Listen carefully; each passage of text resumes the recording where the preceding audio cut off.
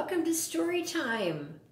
We have a fun book to read today, and it's a good day to be inside because at my house it's 100 degrees today. So this is not the day to be outside and playing. This is a day to be inside and reading books. Just like in the winter time, sometimes when it's too cold and too rainy or even snowing, much too cold to be outside, that's a good book time too. So I have a stack, and I think I found just the right book for today. It's called Listen, Buddy. And it's about a rabbit family, a father and a mother, and this little baby bunny, and his name is Buddy. Did your family ever tell you you're not listening? Do you ever answer when they ask you something, but you haven't really heard the question? We have a son in our family that does that. I can ask him to do something and he says, sure. And then he forgets all about it, like he didn't even hear me. So let's see what this is all about. This is a book written by Helen Lester.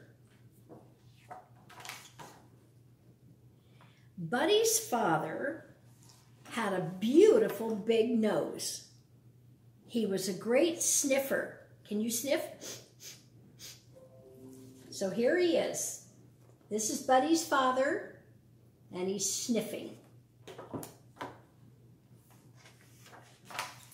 Buddy's mother had beautiful big teeth, great big teeth, and she was a great jumper.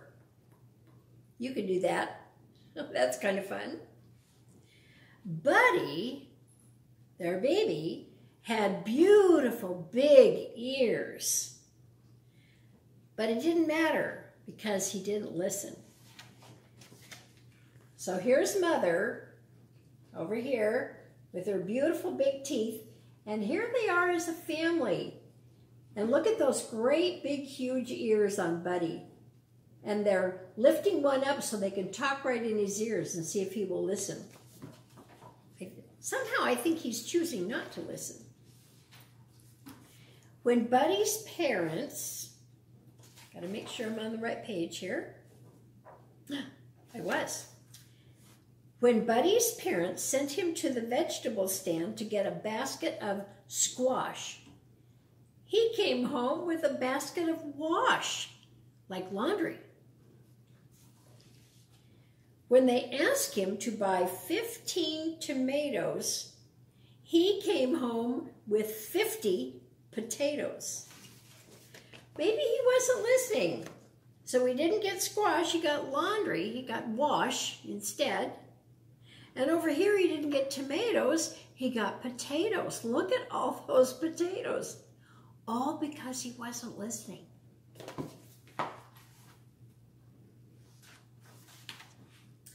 Buddy's father said, "Listen, Buddy, will you please bring me a pen?"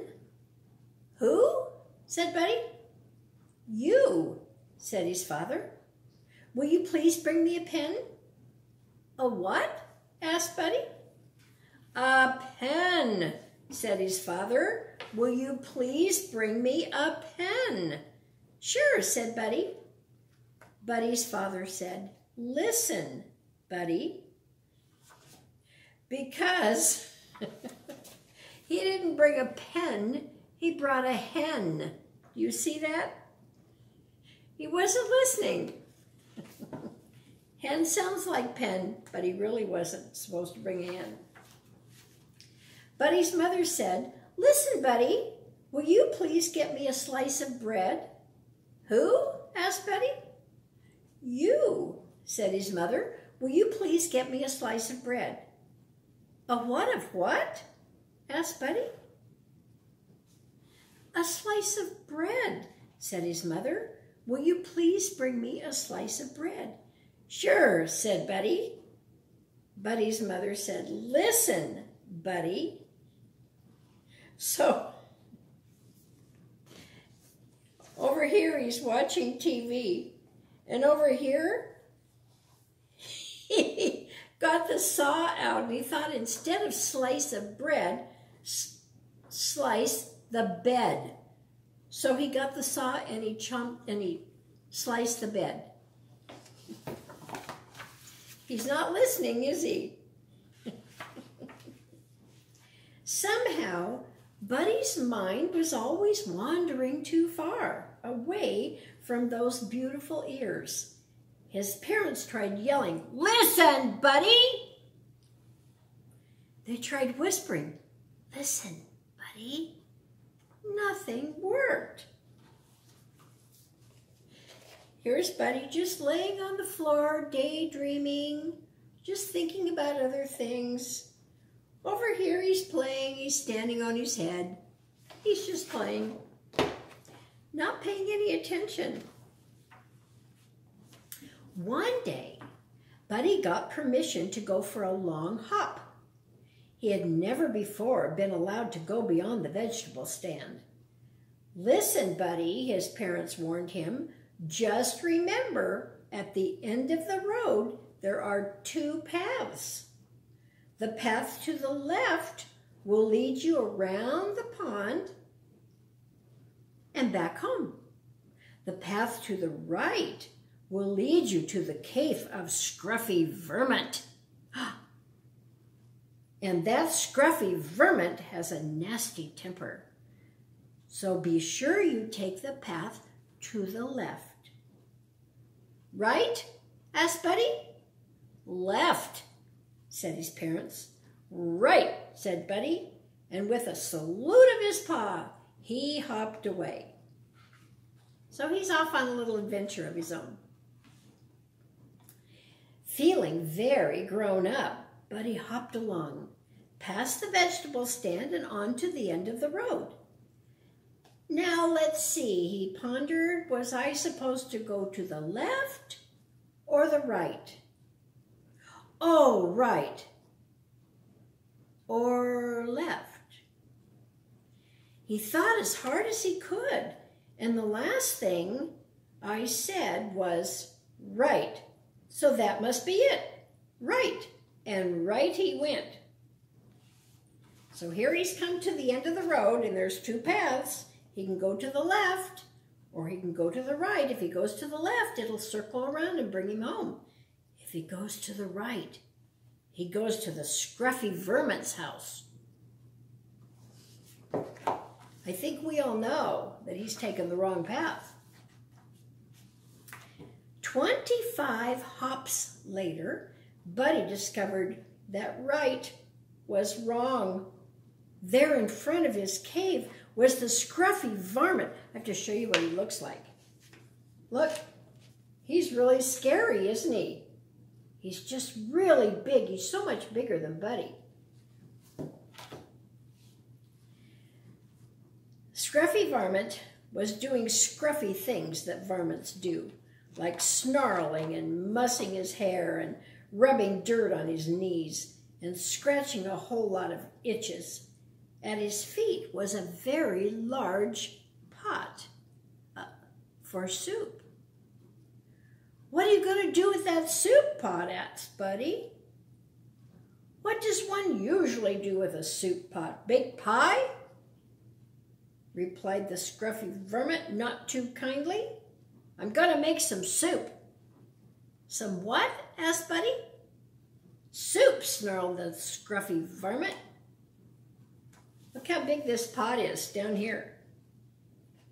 He's going to make a lot of soup."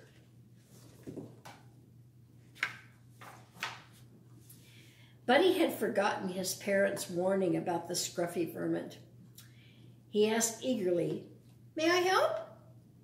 The Scruffy Vermint was not fond of having company of any kind, but with help, he'd have his soup sooner. So he said, "All right, Bunny Rabbit, come help me gather firewood." "Who? What?" asked Buddy. "You, firewood." Buddy eagerly hopped ahead of the Scruffy Vermint.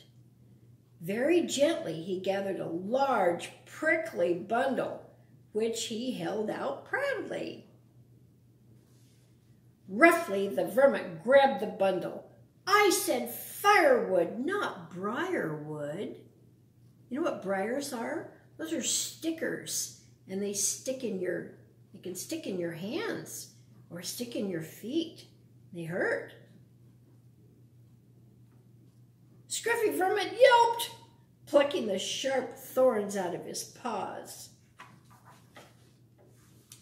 Later, when the pot was filled with water, the Scruffy Vermin lay back on a rock, licking his paws and barking orders. Hustle, Bunny Rabbit, get the flour. Yes, sir, said Bunny. So what does he have? He picked a bouquet of flowers, not flour, flowers. And he put them in the pot of soup. 5 pinches of salt. Now, Buddy heard 5 inches of salt. So here he is, he has a ruler, and he's made this big pile of salt. And when it gets to 5 inches, then he's going to put it in the soup. Oh my goodness, very salty. 15 tomatoes. Yes, sir, said Buddy. So what does he have? You think those are tomatoes? 15 potatoes he dumped in the soup. 15 potatoes.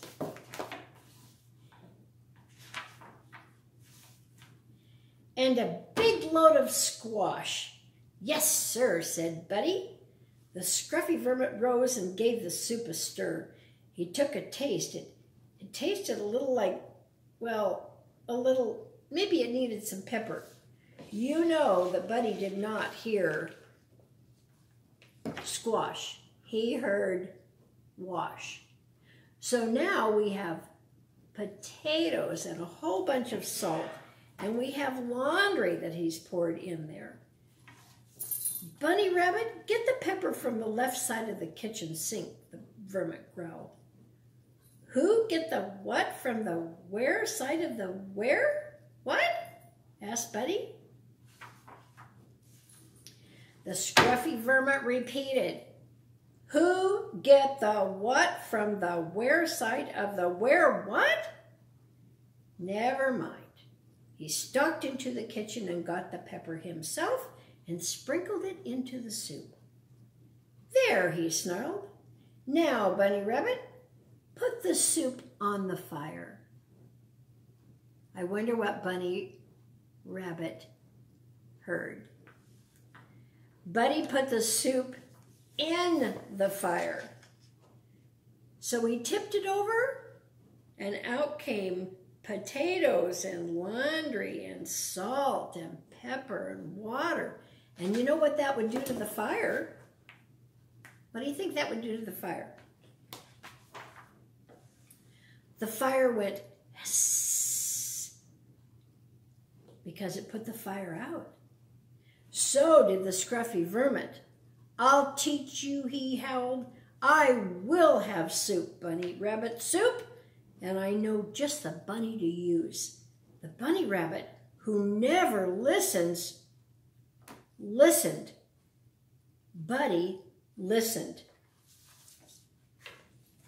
Look at Buddy's ears go straight up in the air, and it looked like Scruffy Vermin is really going to catch him and throw him in the soup pot. He definitely heard that, didn't he? He also hopped very, very, very fast, faster than he'd ever hopped in his whole life. He whizzed up the road, past the vegetable stand, and into the safety of his own house. And he's out of breath, but he's so glad to be home. A little later, when Buddy's parents asked him to bring a pen and a slice of bread, Buddy listened. So here he is. He's given his dad a pen, and he's given his mom a slice of bread, and that's exactly what she asked for, because he listened. That was a hard lesson to learn, wasn't it? Scruffy Vermin almost put him in the soup and had him for dinner. But it turned out okay. It all turned out okay. It's important to listen.